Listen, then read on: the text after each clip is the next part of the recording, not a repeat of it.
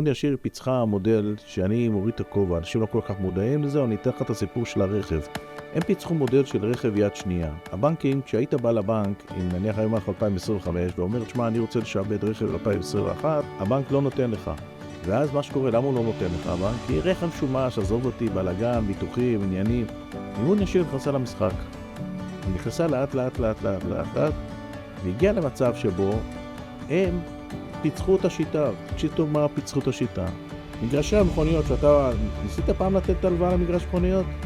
שמוכר מכוניות? כמעט אי אפשר לתת הלוואה למגרשי המכוניות. יש פה פרדוקס, יש לו מלאי של 100 מכוניות ששוות מיליוני שקלים. בספרים, כאילו, זה מכוניות במעבר, והוא גם גוזר קופון מהם. השווי של המכוניות אצלו בספרים יכול להיות 30 מיליון, אבל ההכנסה שלו היא בו מכל אוטו מרוויח 5,000, 6,000, 10,000.